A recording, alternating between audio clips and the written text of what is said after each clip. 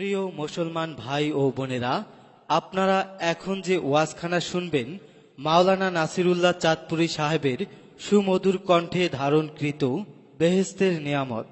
ওয়াজখানা audio cassette থেকে ধারণকৃত। Recording পরিচালনায় Mamun recording studio, মাইক্রোস্ট্যান্ড, Nageshwari, Kurigram. জিবরাইল একদিন জিজ্ঞেস করেছিলি রে, আমি কাফুর দ্বারা কেন তোর চেহারা মুখমণ্ডল তৈরি করেছি? আজকে মেরাজের রাতে আমার হাবিবকে উম্মে আনির ঘর থেকে আমি ঘুম হইতে জাগাইবার জানলাম আমি কাফুর দ্বারা তোর মুখমণ্ডল তৈরি করেছি। আমার আপনার নবীজির কত সার ছিল বলে সুবহানাল্লাহ। তো ভাইরা আমার, সেই নবী মুহাম্মদ রাসূলুল্লাহ সাল্লাল্লাহু আলাইহি ওয়াসাল্লাম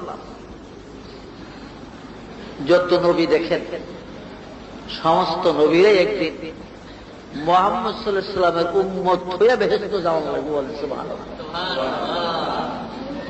আখিরি নবীর উম্মত হওয়া ছাড়া কেউ বেহেশতে যেতে পারবে না। মুসলিম বুখারীতে হাদিস, নবীজি বলেন, হুররিমাতিল জান্নাতু আলাল আম্বিয়া হাত্তা আদখুলাহা ওয়া হুররিমাতিল জান্নাতু আলাল উমামি হাত্তা তাদখুলাহা উম্মতি। সমস্ত নবীদের জন্য বেহেশত হারাম, সব পয়গম্বরদের জন্য বেহেশতে প্রবেশ করা হারাম, যে পর্যন্ত আমি জান্নাতের মধ্যে কদম না রাখি। আর সমস্ত নবীর উম্মতের জন্য বেহেশতে প্রবেশ করা হারাম গো, যে পর্যন্ত আমার উম্মত তাকে জান্নাতে প্রবেশ না করে। সৌভাগ্যশালী না আমরা, কত বড় সৌভাগ্যশালী আমরা।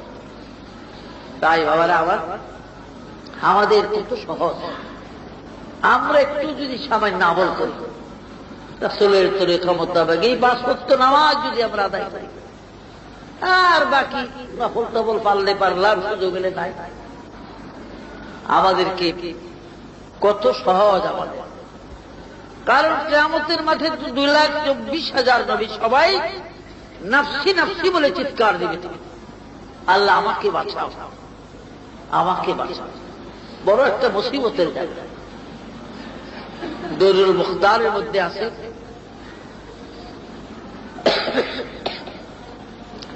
সফিনায়ে নূহের মধ্যে আছে, সমস্ত নবীরা আদম হতে ঈসা পর্যন্ত ২,২৪,০০০ নবী। আপনারা কইবেন নবীদের সংখ্যা তো আলেমরা ১,০০,০০০ বা ২,২৪,০০০ কয় না? ১,০০,০০০ বা ২,০০,০০০, ১,০০,০০০ কি মতান্তরে হয় না? আমি মদিনা ইউনিভার্সিটির ভাইস চ্যান্সেলর শেখ আব্দুল্লাহ বিন আব্দুল আজিজ বিন আব্দুল্লাহ বিন বাজের সাথে আলাপ করেছি ১৯৬৫ প্রথম বছরের হজে। আমি আরো একজন আলেম ছিলেন মাওলানা লুৎফুর রহমান, আমাদের কুমিল্লা জেলা কচুয়া থানা এলাকার উনিও আমার সাথে ছিলেন। ওবায়দুল আনোয়ার আফগানিস্তানের এক আলেম আমার সাথে ছিলেন। এই নবীদের সম্বন্ধে ২,০০,০০০ বা ১,০০,০০০ বা ২,২৪,০০০ এই সম্বন্ধে আলোচনা।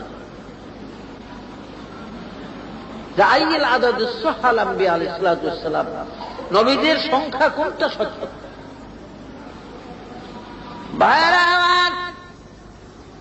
নূহ আলাইহিস সালামের নৌকার হাওলা দিয়ে তিনি জানিয়ে দিলেন, বলে দিলেন তাফসীরে কুতুব জাবির বিভিন্ন তাফসীরের মাধ্যমে, নূহ আলাইহিস সালামকে জিবরাইল একটা গাছের চারা দিয়েছিলেন লাগাইবার জন্য বাইতুল মুকাদ্দাস।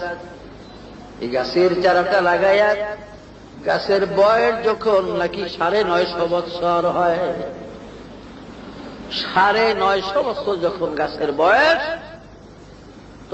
তখন আল্লাহর হুকুম হলো গাছ কাটিয়া তক্তা তৈরি করার জন্য। ওই গাছ কাটিয়া যখন তক্তা তৈরি করে তাতে ২,২৪,০০০ তক্তা হয়েছিল। এই 2,24,000 তক্তা দ্বারা নূহ নবীর বিশাল নৌকা যখন বানায়, আমার আল্লাহ রাব্বুল আলামিন বলেন, জিবরাইল যাও, নূহ নবীর 2,24,000 তক্তার তৈরি এই নৌকার মধ্যে প্রতিটা তক্তার ভিতরে আমার এক একজন নবীর নাম লিখে দাও। 2,24,000 তক্তার গায়ে আমার 2,24,000 নবীর নাম লিখে দাও। আর জিবরাইলের নৌকার সামনের তক্তাটায় মাথার তক্তার মধ্যে লিখে দাও মুহাম্মাদুর রাসূলুল্লাহ সাল্লাল্লাহু আলাইহি ওয়াসাল্লাম। জিবরাইলকে আল্লাহ আপনার আরশের ভিতরে যে পয়গম্বরদের শার্ট আছে, এই শার্টে তো মুহাম্মদ নাম নিষেধ, ঈসার পরে ঈসা নবীর উপরে শেষ নামটি মুহাম্মদ, এই নাম নৌকার মাথায় লিখবো। আল্লাহ বলেন, জিবরাইল জান্নাতের গাছের পাতাগুলার দিকে দেখো, বেহেশতি হুরদের কপালে দেখো কার নাম, আমার নামের পাশে কার নাম। জান্নাতের দরজায় সাইনবোর্ডে আরশের পায়ায় চারদিকে দেখো আমার নামের সাথে কার নাম বলে, আল্লাহ গো তোমার নামের সাথে গাছের পাতায় পাতায় বেহেশতি হুরদের কপালে জান্নাতের প্রতিটা গাছের পাতায় বেহেশতের প্রতিটা শাখায় প্রশাখায় বেহেশতের দরজায় আরশের পায়ায় আরশের সাইনবোর্ডে সবখানে দেখা যায় গো আল্লাহ আপনার নামের পাশে একটা নাম মুহাম্মাদুর রাসূলুল্লাহ সাল্লাল্লাহু আলাইহি ওয়াসাল্লাম। কাজী আমার আল্লাহ বলেন, জিবরাইল এই নামের নূর যদি না বানাইতাম আমি, এই বিশ্ব ভ্রমণ এই পয়গম্বর নবী রাসূল তোমরা ফেরেশতারা আমি কিছুই বানাইতাম না। আরে জিবরাইল আমার এই বন্ধুর নাম মুহাম্মদ নাম নূহ নবীর নৌকার সামনের তক্তায় লিখে দাও, কেননা মুহাম্মদের নাম যদি নূহর নৌকার সামনে থাকে তখন আমার আল্লাহর গজবের তুফান শুরু হবে, নূহর নৌকা পানির ভিতরে নিমজ্জিত হবে না। সুবহানাল্লাহ। তো নবীদের সংখ্যা 2,24,000 বলে সুবহানাল্লাহ। আদম হইতে ঈসা পর্যন্ত সব নবীরা হাসরের গরম বরদাস্ত করতে না পেরে, সহ্য করতে না পারিয়া তারা মিছিল করে হাসরের মাঠে ঘুরতে ঘুরতে আল্লাহর আরশের নিচে এসে আল্লাহর কাছে ফরিয়াদ করেন, আল্লাহ গো হাসরের গরম আমাদের সহ্য হয় না, হাসরের গরম আমাদের বরদাস্ত হয় না। ও আল্লাহ আমরা তো নবী, আমাদের তো জান্নাত আপনি দিবেন, মেহেরবানি করে গো আল্লাহ আমাদের জান্নাতের পারমিশনটা দিয়ে দেন, আমরা নবীরা সব জান্নাতে চলে যাই, আমাকে বেহেশতের পারমিশনটা দিয়ে দেন। আমার আল্লাহ কুদরতি কাগজের ভিতরে আল্লাহর দস্তখত যুক্ত একটা পারমিশনের কাগজ জিবরাইলের হাতে দিয়ে দিবেন, নাও আদমের হাতে নিয়ে দাও, সব নবী করে বেহেশতের পারমিশন দিয়ে দিয়ে আদম হইতে ঈসা পর্যন্ত।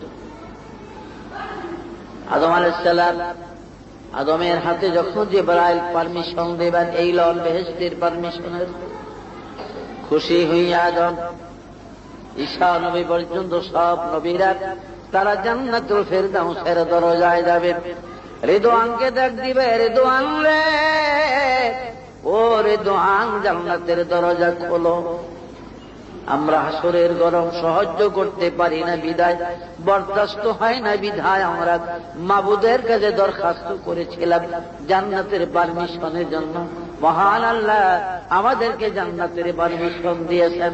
কাজী রিদওয়ান যেই দাও জান্নাতের পারমিশন, আল্লাহর কুদরতি দস্তখত আছে, দরজা খুলে দাও রে রিদওয়ান, আমরা নবীরা জান্নাতে প্রবেশ করি। রিদওয়ান বলবে, দেখি কি পারমিশন আপনাদের। কাগজখানা হাতে নিয়ে আবার ফিরে দিবেন আদমের হাতে। আদম, ও আদম, এই পারমিশনের দ্বারা জান্নাতের দরজা খোলা যাবে না গো আদম। বলে, বলো কি রিদওয়ান? আল্লাহর দস্তখত তো দেখো। বলে, তা তো দেখতেছি, তাই না কেন খোলা যাবে না? রিদওয়ান বলবে, আদম, যেই মহান আল্লাহ রাব্বুল আলামিন আপনাদেরকে জান্নাতের পারমিশন দিয়া আল্লাহর কুদরতি দস্তখত করে দিয়েছেন, সেই মহান আল্লাহ আমি রিদওয়ানকে হাজার হাজার বার করে মানা করে দিয়েছে, নিষেধ করে দিয়েছেন, খবরদার রিদওয়ান, আমি আল্লাহর দেওয়া জান্নাতের পারমিশনের মধ্যে নবীদের আমার কুদরতের দস্তখতের নিচে রিদওয়ান যে পর্যন্ত আমার হাবিব আমার বন্ধু কামলিওয়ালার দস্তখত পাওয়া না যাবে ওই পর্যন্ত জান্নাতের দরজা খুলিও না। কাজে হে আদম, এই পারমিশনের মধ্যে আল্লাহর কুদরতি দস্তখতের নিচে আখিরি পয়গম্বর নবী মুস্তাফার দস্তখত নাই গো আদম, কাজী জান্নাতের দরজা খোলা যাবে না। সুবহানাল্লাহ। সব নবীরা বেকার হয়ে যাবে, ঘুরতে থাকবে তারা, কোথায় মুহাম্মদ সাল্লাল্লাহু আলাইহি ওয়াসাল্লামকে কই পাবে। ঘুরতে ঘুরতে যায় মিজানের পাল্লার কাছে যাবে, দেখবে যে হাসান হুসাইন রাদিয়াল্লাহু আনহুমা দুই ভাই, তারা কারবালার শহীদদের রক্ত মাখা জামা কাপড়গুলা নিয়ে ওখানে তারা দুই ভাই দাঁড়িয়ে দাঁড়িয়ে কাঁদতেছে। যে সব নবীরা সালাম দিবে দুই ভাইকে, কিন্তু হাসান হুসাইন দুই ভাই সালামের জবাব দিবে না। জিজ্ঞাসা করবে আপনারা কি চান? আদম বলবে হাসান হুসাইন আমরা সব পয়গম্বর, আমি আদম থেকে আমরা ঈসা পর্যন্ত সব নবীরা এসেছি। কারণ কি এখানে কি আপনাদের আসরের গরব আমাদের বরদাস্ত হয় না, বিধায় আমরা আল্লাহর থেকে জান্নাতের পারমিশন এনেছিলাম, কিন্তু আল্লাহর কুদরতি দস্তখতের নিচে তোমাদের নানা মুহাম্মদ সাল্লাল্লাহু আলাইহি ওয়াসাল্লামের একটা দস্তখত না হওয়ার কারণে রিদওয়ান জান্নাতের দরজা খোলে না। বলতে পারোনি কোথায় তোমাদের নানা মুহাম্মদ সাল্লাল্লাহু আলাইহি ওয়াসাল্লামকে কোথায় গেলে আমরা পাব? হযরত হাসান হুসাইন বলবেন, হে নবীরা, ঠিক আপনাদের জীবনের প্রতি। আরে দুনিয়াতে কিছু না কিছু উম্মত তো সব নবীদের ছিল গো, ওই গুনাহগার উম্মতদেরকে হাসরের ময়দানে ভাসায় রেখে আপনারা জান্নাতের পারমিশন আনলেন। আপনাদেরকে উম্মতের প্রতি দরদ নাই, মায়া নাই। কেমন নবী আপনারা? ইয়া নফসি খালি বারি রবিউল আউয়াল সোমবার রাত্র, যেদিন আমাদের নানা এই দুনিয়া থেকে আমার বিদায় নেবেন, আমাকে দুই ভাইকে ডাকলেন, আমরা আসলাম। আমার নানা যান আমাকে দুই ভাইয়ের গলার সঙ্গে জড়ায় নানা যান বললেন, হাসান হুসাইন, আমি তো বিদায় হয়ে যাই, হয়তো কিয়ামতের মাঠেও তোদের সঙ্গে দেখা না হতে পারে। কেননা আমি বাচ্চা হারা মুরগির মতো একবার দৌড়াইব ফুলসিরাতের গোড়ায়, আবার দৌড়াইব জাহান্নামের গোড়ায়, আবার দৌড়াইব কাউসারের কাছে, আবার আরশের পায়ায়। আমি কখন কোথায় থাকি খবর থাকবে না। উম্মতের জন্য পেরেশান হয়ে দৌড়াবো আবার পার করার জন্য। তো তোমরা দুই ভাইকে আমি একটা ডিউটি দিয়ে দিলাম, এই ডিউটি তোমরা হাসরের ময়দানে পালন করবে। নানা জান কি ডিউটি? তোমরা দুই ভাই শুধু মিজানের পাল্লার কাছে থাকবে, যেখানে আমার উম্মতের নেক এবং গুনার ওজন হবে। আমার উম্মতের নেকের পাল্লা যদি হালকা হয়ে যায়, পাতলা হয়ে যায়, তাহলে কারবালার শহীদদের রক্ত মাখা জামা কাপড় গুলা উম্মতের নেকের পাল্লা দিয়া দিয়ে আমার উম্মত ওই শহীদদের জামা কাপড় দিল যদি উম্মতের নেকের পাল্লা ভারী না হয় রে হাসান হুসাইন, তোরা দুই ভাই পাল্লার মধ্যে উঠে বসে থাকবি, তবু আবার উম্মত যেন জাহান্নামে না যায়। কাজী নবীরা গো, আমরা নানা সে হুকুম তামিলের জন্য ডিউটি করতেছি, আমরা নানার উম্মত পার করতেছি। নানা যান এই মুহূর্তে কোথায় কিন্তু আমরা জানি না। হাসরের ময়দানে এসে নানার সাথে আর আমাদের দেখা হয় না। আদম আলাইহিস সালাম বলবেন, হে হাসান হুসাইন, আমরা 2,24,000 নবী তোমাকে দুই ভাইকে সালাম দিলাম, কেন তোমরা আমাদের সালামের জবাব দিলে না? ইমাম হাসান হুসাইন বলবে, হে আদম, নানা যান নিষেধ করে দিয়েছে আমার নানার একটা উম্মত যে পর্যন্ত জান্নাতে যাওয়া বাকি থাকে কোন পয়গম্বরকে সালাম দেওয়া নিষেধ আছে। সুবহানাল্লাহ। সমস্ত নবীরা পাগল করা হইয়া ঘুরতে থাকবে, রাসূলকে তালাশ করবে কোথায় করি। শেষ পর্যন্ত যায় আল্লাহর আরশে নিচে আমার নবীজিকে পাবে। নবী সিজদায় পড়ে কাঁদতেছে, আল্লাহুম্মা ইয়া রাব্বি হাবলি উম্মতি ইয়া উম্মতি, পরওয়ারদিগার গো আমার গুনাহগার উম্মত গুনাহের ক্ষমা করে দাও। বন্ধুরা আমার, আদম আলাইহিস সালাম যাইয়া সমস্তরে সব নবীগো সহ আমার রাসূলকে সালাম দিবেন, আসসালামু আলাইকা ইয়া সাইয়্যিদুল মুরসালিন বলে যখন সালাম দিবেন, আল্লাহর হাবিব মাথা উঠায়া দেখবেন নবীদের বিরাট জামাত। হুজুর বলবেন, কি চান আপনারা?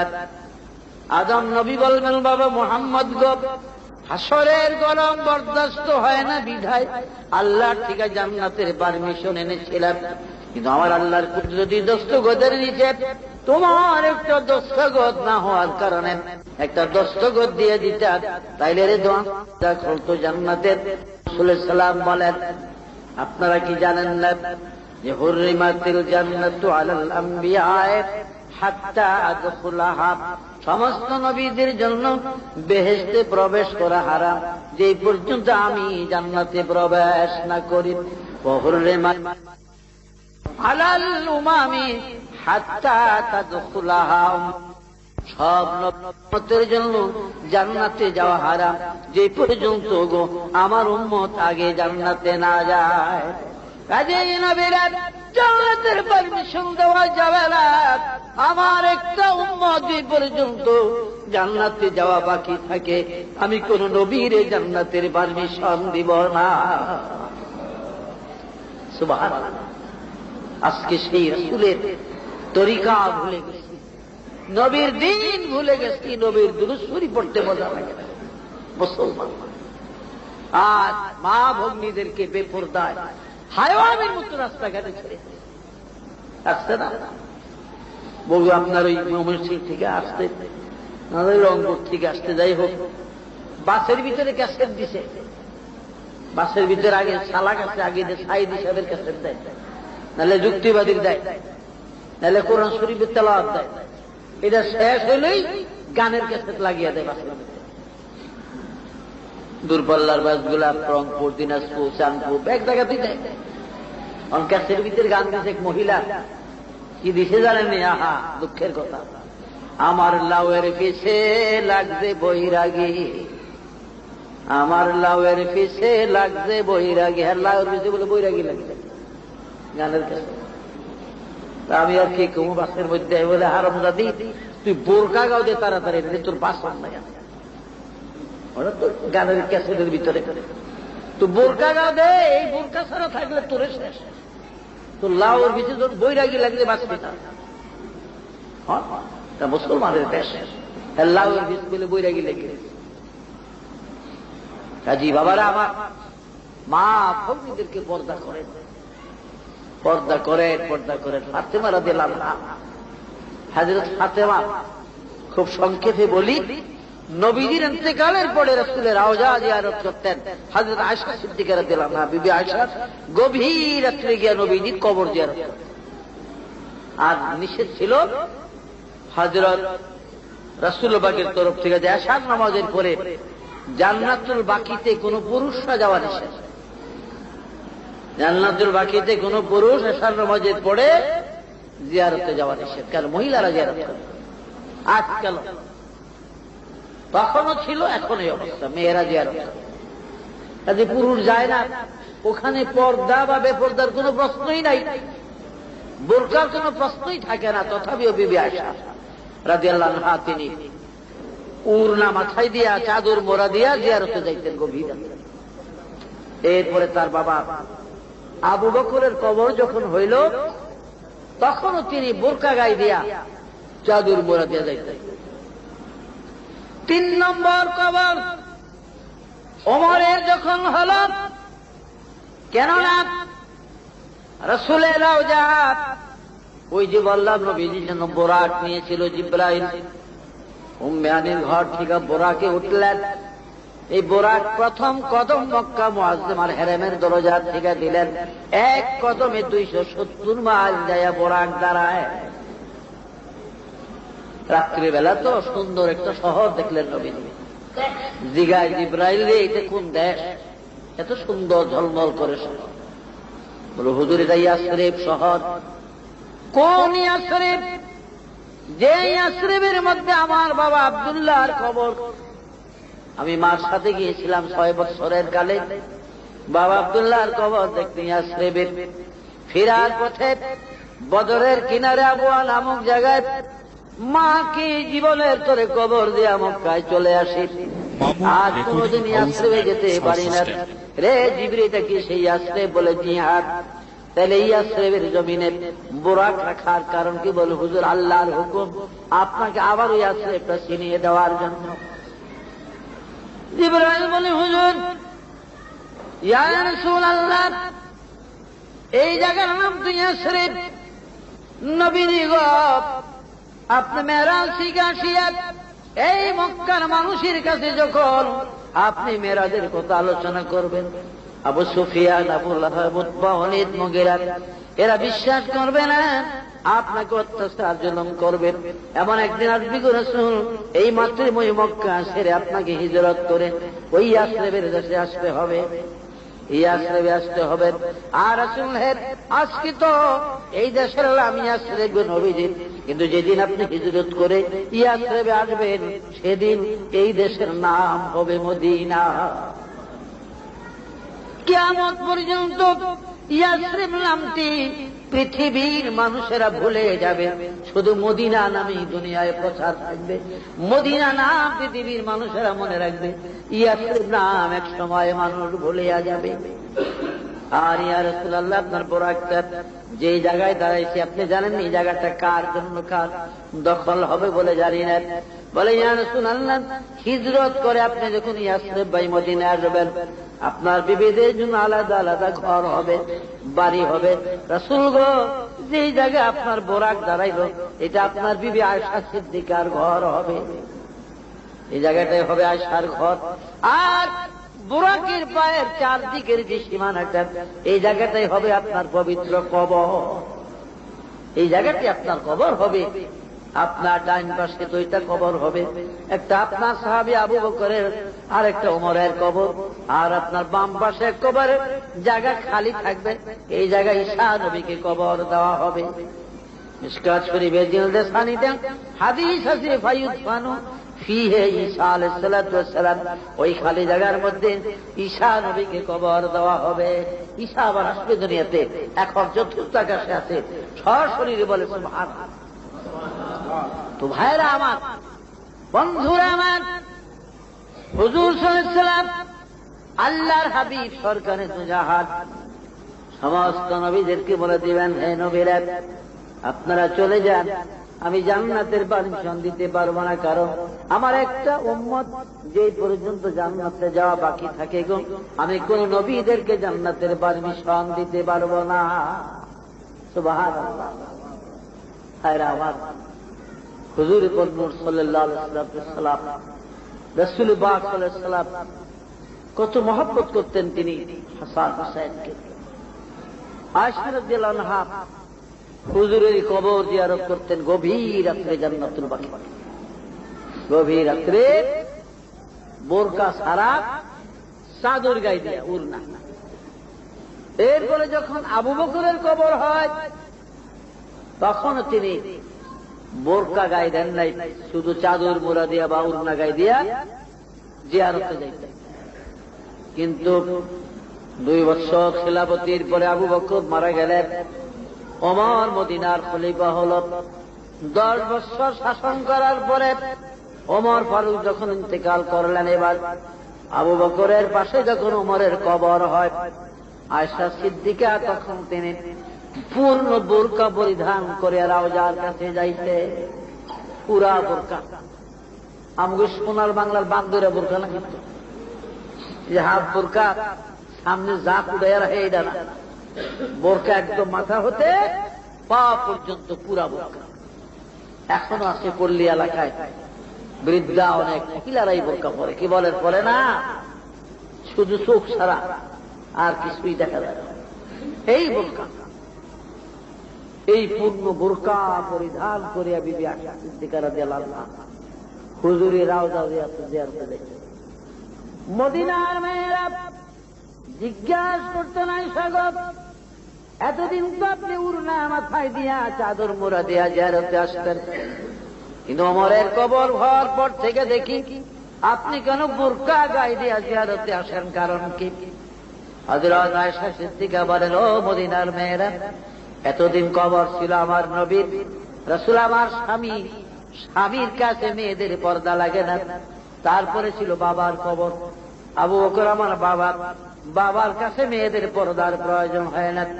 কিন্তু ওমর আমার বেগানা, জীবনে কোনদিন গো ওমর আমাকে দেখে নাই, আমি কোনদিন ওমরকে দেখি নাই। আমি আয়েশার গলার আওয়াজ ওমর জীবনে শুনে না কোনদিন। বেগানা ওমরের কবর আমার স্বামী আর আব্বার কাছে। এবার তোমরা বলো গো, আমি বোরকা ছাড়া জিয়ারতে কেমন করে আসি? সুবহানাল্লাহ। পর্দার জন্য দেখো আকল আছে, দেখো জ্ঞান আছে, আর ওয়াজ লাগে না, কি বলেন লাগে? আর ওয়াজ লাগে। কারণ তরকারির মতো তরকারি হলে অল্প আগুনে সিজে, জ্ঞানী লোকের সন্তান হলে অল্প কথাই বুঝে। পদ্মা নদীর ইলিশা মাছ আর ময়মনসিংহের কালো বেগুন যদি হয়তো ভাগ করতে সময় লাগে না, ঠিক না? ইলিশা মাছ খুব তাড়াতাড়ি হয়ে যায়, ময়মনসিংহের কালো বাগর সাথে থাকে। আর বাইং মাছ আর নারিকেল যদি হয়, বাইং মাছ কেনেন না, বাইং মাছ, নারিকেল আর বাইং মাছ 3 ঘন্টা 4 ঘন্টা চুলার উপরে জাল দিলে, সিদ্ধ করলে, এরপরও এই খালের মধ্যে টিপ দিলে 70-80টা জায়গা বাইং মাছ 3-4 ঘন্টা পরে। তো যাগো আকল আছে, আল্লাহ জ্ঞান দিচ্ছে, তাকে ওয়াজ লাগে না বেশি। হ্যাঁ, আকল যাদের আছে, জ্ঞান আছে, আকল তো বুঝেন, কাগজ থাকে, বুঝেন না? আল্লাহ কাদেরকে আকল দিচ্ছে, আকলেরই বিচার হবে, জ্ঞানের বিচার, অজ্ঞানের বিচার নাই, পাগলের বিচার নাই। মগা মানুষ আছে, আকল খুব পছন্দ। আমার বাড়ির কাছে এক লোক ছিল, আমরা ছোট ছিলাম তখন, ধান শুকাইতে দিলে ক্ষেতের মধ্যে, চকের মধ্যে, তারে দিত, পাহারা দিত। বড় ভাইয়ের বউ, যার জমি আপনি পাহারা দেন, খাওয়ান ভালো দেবো। সোজা মানুষ তো, মগা মানুষ। গিয়া করতো কি, গামছা বিছায়া বাড়ির তুমি ভাত লয়ে যেত, 1 মুঠ ভাত নিজের ফিডের মধ্যে দিয়া তুমি ভরিয়া হইয়া থাকতো, উফরাইয়া শুয়া থাকতো, ফিডের মধ্যে ভাত কতগুণ দিয়া, আর এইভাবে হাত রাখতো একটা। আমরা জিজ্ঞাসা কি, ও সাহেবদের হয়েছেন কাকো বাজার, কাউয়া ধরবো, কাউয়া কাক ধরবো, কাক কাক ধরবেন বলে, দেখোস না ধান খায়, উইরা আয়া তো আমার ফিডো বইয়া ভাত খাইব না, খপ করে ধরা হলো।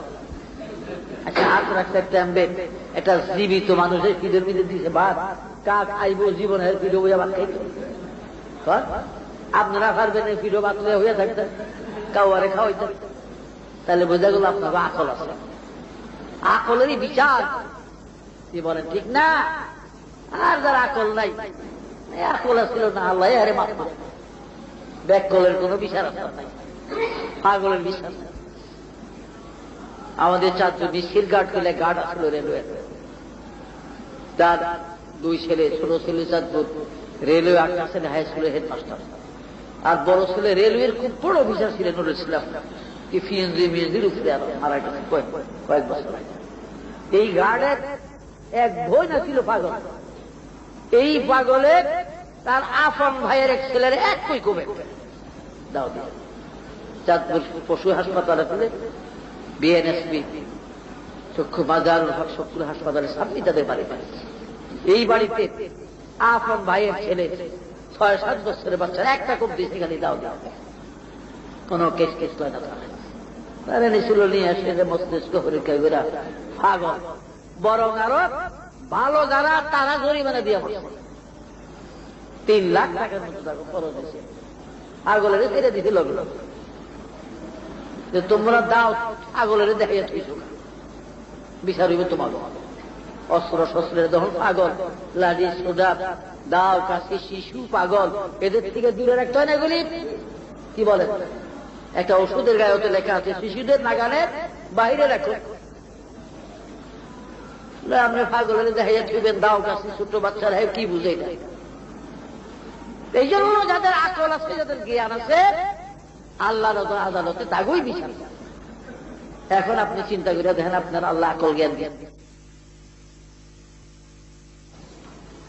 কাজী সময় থাকতে আজ কুছ কর লো মুশক্কত আমল কি ময়দান মে, আজ কুছ কর লো মুশক্কত আমল কি ময়দান মে, वरना शर्मिंदा रहोगे रोज इम्तिहान में। ভাইরা আমার, এই দুনিয়া মেহনতের জায়গা, কষ্ট পরিশ্রমের জায়গা। এখান থেকে কষ্ট ক্লেশ করে করে নামাজ ইবাদত করিয়া পরকালের সামান জোগাড় করে যেতে হবে। वरना शर्मिंदा रहोगे रोज इम्तिहान में। নতুবা যুগের কঠিন দিনে কিয়ামতের ময়দানে আল্লাহর দরবারে, আল্লাহর হাবিবের দরবারে আমি আপনি সেদিন শর্মিন্দা হয়ে যাব। বলছিলাম মওতের কথা। বাইতুল মুকাদ্দাস, বাইতুল মুকাদ্দাসের জেনারেল শহর থেকে বাবারা 84 মাইল দক্ষিণ দিকে গেলে একটা ডিস্ট্রিক্ট শহর আছে। ইংরেজিতে শহর থেকে হেব্রন বলা হয়, আরবিতে আল খালিল বা বাইতে খালিলুর রহমান বলেন, তৌরাতের ভাষায় শহর থেকে জাবরুন বলা হয়। এই জাবরুনের মধ্যে নবী ইব্রাহিম আলাইহিস সালামের পবিত্র মাজার শরীফ, ইব্রাহিম নবীর মাজার পাশে তানার বিবি সাহেরার মাজার আছে, ইসহাক নবীর মাজার পাশে তার বিবি রেবকার মাজার, ইয়াকুব নবীর মাজার পাশে তার বিবি লায়কার মাজার, এবং সবরে জামিল সাইয়েদনা হযরত নবী ইউসুফ আলাইহিস সালামের মাজার, ইব্রাহিম নবীর কবর সহ এই 7টা কবর এই জাবরুনের মধ্যে আছে। ইব্রাহিম নবীর মাজার থেকে 4 মাইল পশ্চিম দিকে গেলে বাইতুল জালালা নামে একটা বস্তি আছে। এই বাইতুল জালালার মধ্যে হযরত খিজির আলাইহিস সালামের বাড়ি। 4 জন নবী জীবিত আছে, 2 জন আকাশে, 2 জন জমিনে। আসমানে ইদ্রিস এবং ঈসা নবী, জমিনে খিজির এবং ইলিয়াস নবী। ভাইরা আমার, জামে সগীর বগবীর মধ্যে আছে। আমার নবীজি বলেন, তবুকের যুদ্ধের কালে খিজিরের সঙ্গে আমার 2 বার সাক্ষাৎ হয়েছে। তবুকের যুদ্ধ যখন হয়, রাসূলের সাথে খিজির আলাইহিস সালামের সঙ্গে 2 বার করে দেখা হয়েছে। বলে সুবহানাল্লাহ। বাইতুল মুকাদ্দাস, বাবে ইসবাত এবং রহমতের মধ্যবর্তী জায়গাটায় খিজির আলাইহিস সালাম প্রত্যেক রাতে থাকে। জামে সগীর আছে, বগবীতে আছে, তারপরে গিয়ে আপনার তাফসীরে কবিরিতে আছে, বিভিন্ন তাফসীরের মধ্যে আছে। এখানে খিজির আলাইহিস সালাম প্রত্যেক রাতে তিনি থাকেন। পৃথিবীর পূর্ব প্রান্তে জুলকুরনাইন প্রাচীর, ওখানে একটা কুয়া আছে, আবে এই কুয়াটা পাহারাটা সমাপ্ত করে তারপরে খিজির আবার বাইতুল মুকাদ্দাস আসে। বন্ধুরা আমার, হযরত খিজিরের বাড়ি থেকে 2 মাইল দক্ষিণ দিকে গেলে দুহুরা নামে একটা বস্তি। এই দুহুরার মধ্যে ইউনুস নবীর কবর আছে। আমি গুনাহগার বহুবার ইউনুসের কবর জিয়ারত করেছি। 125 হাত লম্বা কবরটা ইউনুস নবী। ইউনুস আলাইহিস সালামের মাজার থেকে ভাইরা আমার 2.5 মাইল 3 মাইল দক্ষিণে একটু সামান্য পশ্চিম টানে গেলে হালহুল নামে একটা বাজার। এইখানে নূহ নবীর ছেলে হযরত সামের কবর। বাইতুল মুকাদ্দাস ইহুদিরা একদিন হযরত ঈসা নবীকে বলে, হে ঈসা, আপনি তো নতুন নতুন কবরের মানুষ জীবিত করেছেন, অনেক আগে পুরানো কবরের মানুষ পারবেন না উঠাইতে? বলে, হ্যাঁ ইনশাআল্লাহ পারবো। যদি পারেন তো আমরা আপনার কলেমা পড়ে মুসলমান হয়ে যাব। ওরা হযরত ঈসাকে এই শামের কবরের কাছে নিয়ে গেল। নূহ নবীর ছেলে শাম, এই শামের কবরটা 170 হাত, অনেক বিরাট কবর। সিরিয়ার জাবাল আসওয়াদের উপরে দুনিয়ার প্রথম মৃত মানুষ আদমের ছেলে হাবিলের কবর আছে। 142 হাত লম্বা কবরটা হলো হাবিলের। আর শামের কবরটা 170 হাত লম্বা। এই শামের কবরের কাছে ঈসা নবীকে নিয়ে যায় ইহুদিরা। এগো ঈসা, এই কবর নূহ নবীর ছেলে হামের কবর নূহ নবীর তুফানের পরে এই দুনিয়ার জমিনের প্রথম কবর এটা। পৃথিবীর অতি প্রথম কবর হলো হাবিলের কবর। হাবিলের আগে কোনো কবর হয় না। আর নূহ নবীর তুফানের পরে প্রথম কবরটাই শামের কবর। এই শামকে যদি জীবিত করিয়া দেখাইতে পারেন, কথা বলাইতে পারেন, তবে আমরা আপনার কলেমা পড়ে মুসলমান হব। ঈসা নবী বলে ইনশাআল্লাহ অবশ্যই পারবো, কারণ বেজান बोलता है मसीहा की हाथ में 100,000 तिब जालियों से बहुत 100,000 तिब जालियों से बहुत वैसे ही सवाद हमारे शब्दों से बहुत जालियों से तो হাজার হাকিম সারা জীবন চেষ্টা করে কোনদিন একটা মরা মানুষ জীবিত করতে পারে নাই। কিন্তু ঈসা নবী যে কোন মৃত ব্যক্তির কিনারে কবরের পরে দাঁড়াইয়া কোন বিসমিল্লাহ বলার সাথে সাথে কবরবাসীরা উঠিয়া যাইত, ঈসার সঙ্গে তারা কথা বলতো। বেজান बोलता है मसीहा की हाथ में। যাদের জান ছিল না, যাদের প্রাণ ছিল না, তারা হযরত ঈসার সঙ্গে কথা বলতো। ইহুদিরা ঈসা নবীকে নূহ নবীর ছেলে শামের কবরের কাছে নিয়ে যায়, হালহুল নামক জায়গায় দেখিয়ে দিলেন এই যে শামের কবর। ওই নূহ নবীর তুফানে সারা পৃথিবীর কবর গুলাকে মিসমার করে দিয়েছিল। শুধু 4টা জায়গাকে আল্লাহ হেফাজত করেছে। নূহ নবীর তুফানের পানির থেকে আল্লাহ 4 জায়গাকে হেফাজত, 4টা জায়গা আল্লাহ হেফাজত করছে। তার মধ্যে একটা হলো মা হাওয়ার কবর বিদ্যা নদীর পানি, আরেকটা আদমের কবর মক্কা শরীফ মসজিদে খায়েফের মধ্যে আদম আলাইহিস সালামের কবর, আরেকটা জায়গা হলো ভাইরা আমার একটা আদমের কবর, আরেকটা হলো হাওয়ার কবর। আর হেফাজত করেছেন আল্লাহ পাক। আল্লাহর কুদরতে এক বুড়ির বাড়ি, বুড়ি মানে ছিল নূহ নবীর উপরে, এই বুড়ির বাড়িতে আল্লাহ পাক হেফাজত করেছিলেন। বুড়ির বাড়িতে নূহ নবী তুফানের পানি যায় না, বলে সুবহানাল্লাহ। আল্লাহ বুড়ির বাড়িতে নূহ আলাইহিস সালামের তুফানের পানি যায় না। ভাইরা আমার, তুফান শেষ হয়ে গেল। নূহ নবীর ছেলে ছিল কেনান নামে, সামিয়া কিতাবের মধ্যে লেখে, মাদারেজ নবুয়তের মধ্যে লেখে কেনান 240 হাত লম্বা ছিল। তুফান যখন শুরু হয় আল্লাহ নবী বহু কান্দা কান্দেন, কেনান রে, ও কেনান আয়, এখনো সময় আছে, কলেমা পড়িয়া আয়, আমার নৌকাতে আয়। কেনান আসে নাই। তুফান শুরু হলো, কেনান পানির মধ্যে দাঁড়াইল, কোমর পানি, বুক পানি যখন হয়ে গেল, কেনান ভয় পেয়ে পাহাড়ের দিকে উঠতেছে। যদি পাহাড়ের দিকে আল্লাহ নবী নূহ বলেন, রে কেনান বাঁচবি নাই, পানির মধ্যে আয় নৌকাতে। বলেন আমি আসবো না। এমন সময় বিরাট একটা ঢেউ আসিয়া কেনানের ভাসাইয়া লইয়া যায়। আল্লাহ নবী সন্তানের মায়া ইচ্ছা করলেন একটা ডাক দিবেন। কেনান বলেন, আমার আল্লাহ ধমক দিলেন, খবরদার নূহ রে, কেনানের আর ডাকিও না, আর বলাইও না, কেনান তোমার সন্তানরা। আবার যদি পুনরায় কেনান বলে একটা ডাক দাও গো নূহ, আমি নবীর দপ্তর হইতে নাম কাইটা দেব। আর ডাকতে আর পারে নাই নিজের। তো ভাইরা আমার, এই নূহ নবীর তুফান শেষ। 8 মাস পরে পৃথিবী যখন স্বাভাবিক হয়ে গেছে, দুনিয়া আবার স্বাভাবিক, হঠাৎ করে বুড়ির কথা মনে হয়। বুড়ি মানুষ ছিল। আমি 2.5 বছর পর্যন্ত খোঁজাখুঁজির পরে বুড়ির বাড়ি বিক্রি হয়েছে। কারণ আমার একটা এম ছিল দেখা এবং সেগুলো সংগ্রহ করা। বহু চেষ্টার পরে আমার এক উস্তাদ ছিলেন সিরিয়া, শেখ আব্দুল্লাহ আলী তম্মুন। ওনার বয়স তখন প্রায় 100 বছরের উপরে, 2-3 বছর।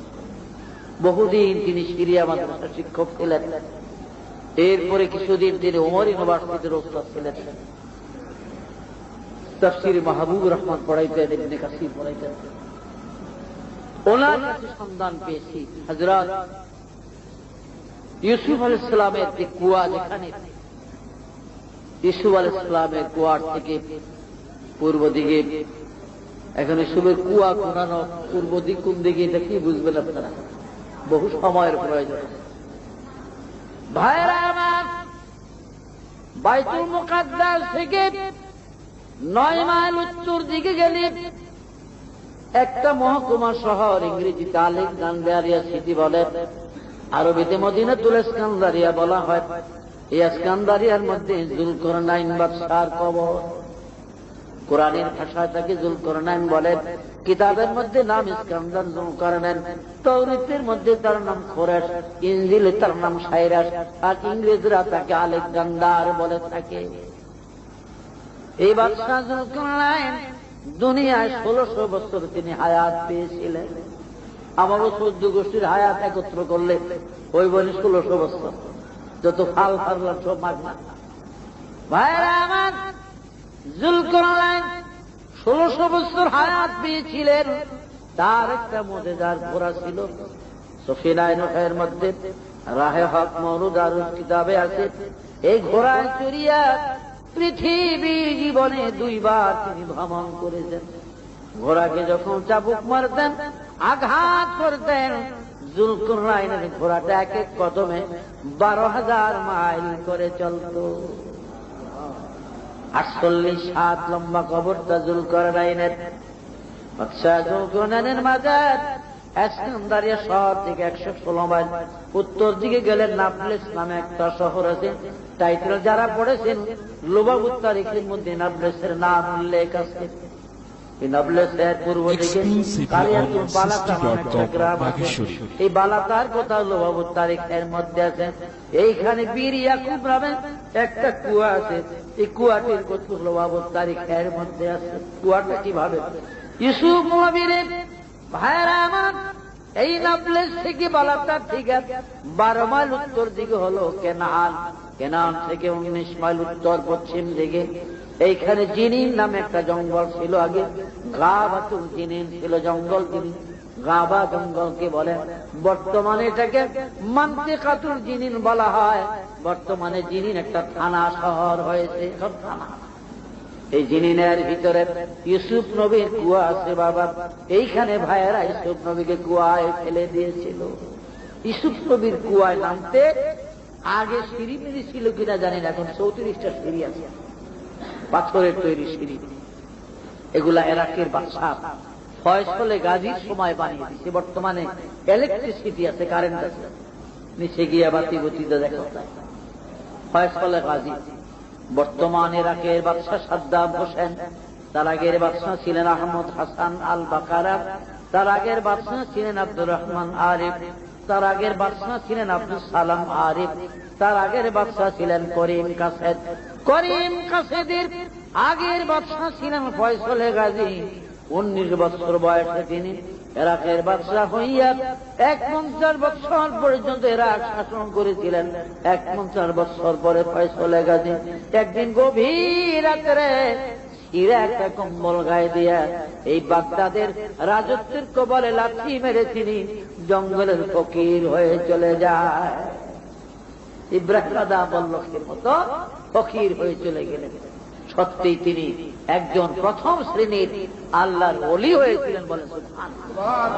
বাগদাদ শহরের মাঝখানে দাজলা নদী, এই দাজলার দক্ষিণ পারে গাউসুল আজমের মাজার, উত্তর পারে ইমাম আজম আবু হানিফা রাহমাতুল্লাহ আলাইহির মাজার। উপরে পুল আছে, পুলের উত্তর পারে আসলে পূর্ব দিকে দাজলার কিনারায় কুর্দিদের একটা বিরাট খেজুরের বাগান। এইখানে 450 আউলিয়ার মাজার আছে। হযরত জুনায়েদ বাগদাদীর মাজার, ইমাম শেখ শাকুস্তরীর মাজার, শেখ শাহে আলমের মাজার, শেখ মারুফে কুরখির মাজার, শেখ মারুফে কুরদির মাজার, হযরত ইমাম জমির শাহের মাজার, হযরত ইমাম জহির শাহের মাজার, একটা কুব্বার মধ্যে আল্লাহর তিন পাগলের মাজার, দরবেশ বাহলুলের মাজার, শামসুদ্দিন তিবরিজের মাজার, মানসুর ইবনে হাল্লাজের মাজার, এদের কবর বনাই দাগলার কিনারায় হযরত জুনায়েদ বাগদাদের মাজারের কাছে, জুনায়েদ বাগদাদির মাজারের কাছে রাতের বাচ্চা ফয়সালে গাজীর কবর। ফয়সালে গাজী এই সিঁড়িগুলা হযরত ইউসুফ আলাইহিস সালামের কুয়ায় নামার সিঁড়িগুলা বানিয়েছে।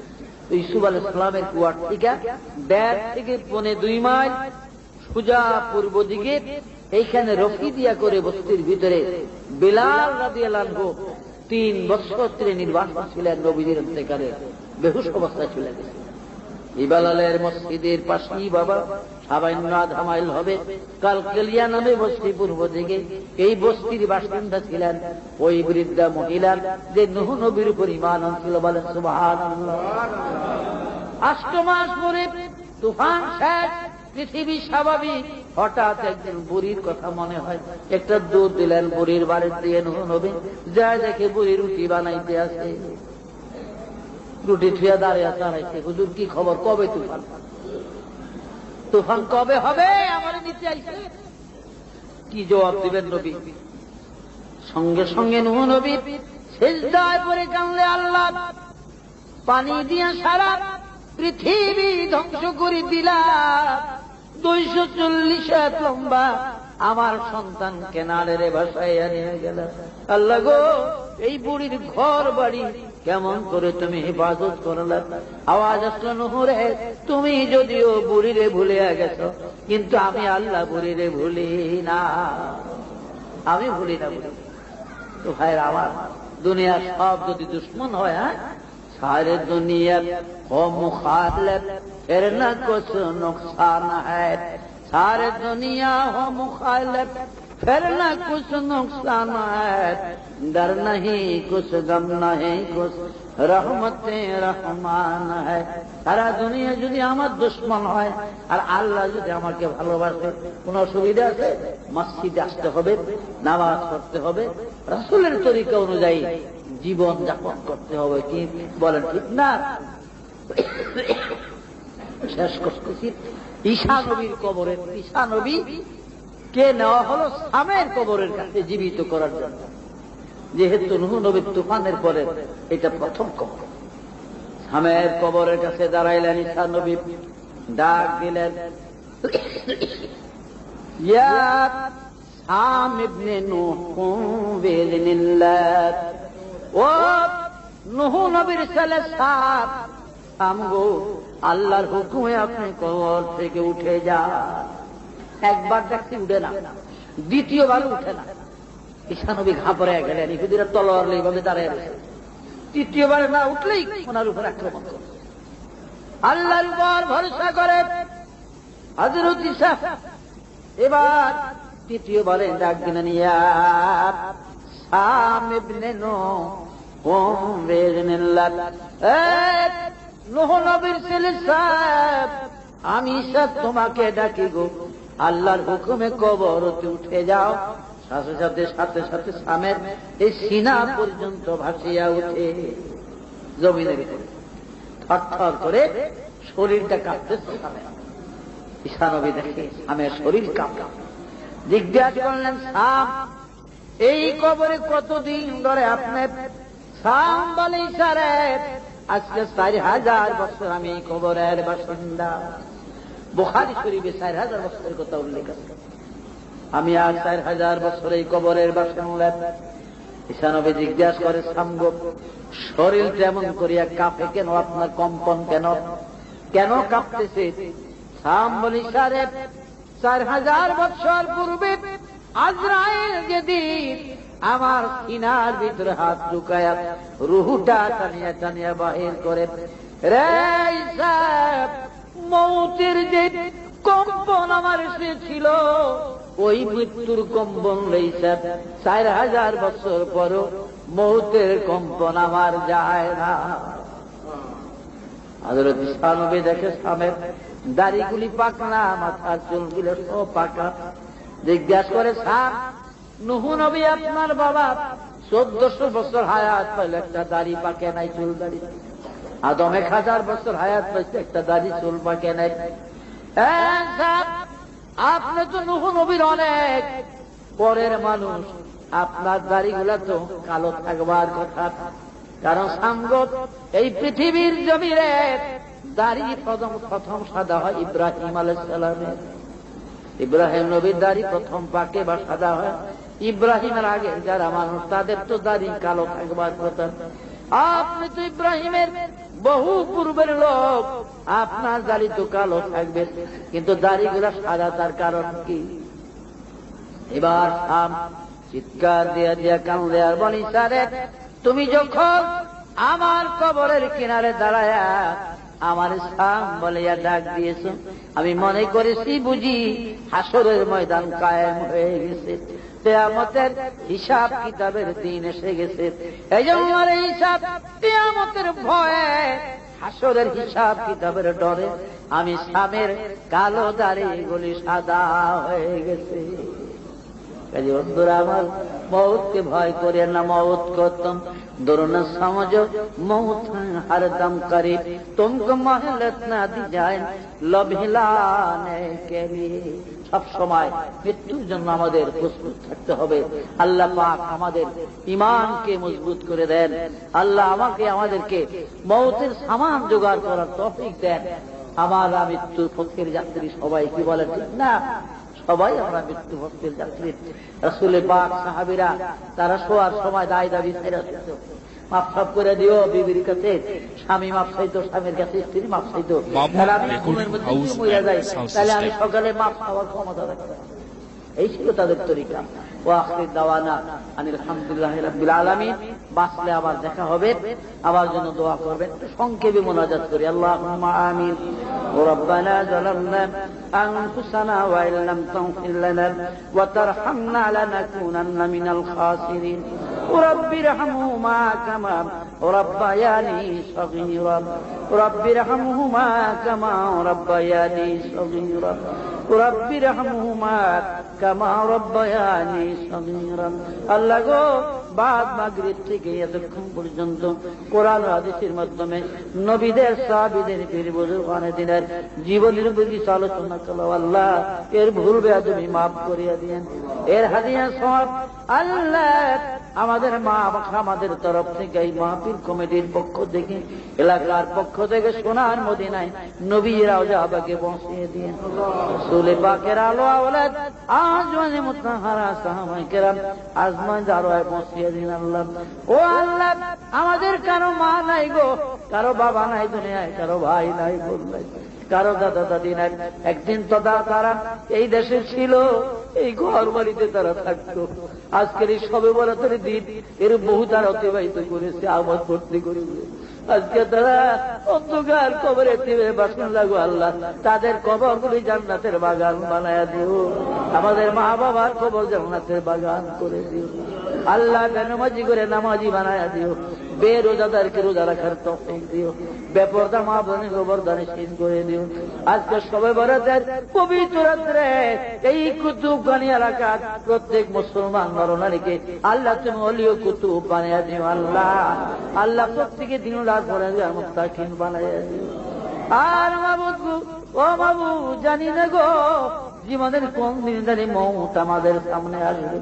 যেদিন মৃত্যু হাজির হবে দরজায়, ওই দিন মেহেরবানি করিয়া আমাদের জবানে জারি করে দিন লা ইলাহা ইল্লাল্লাহ।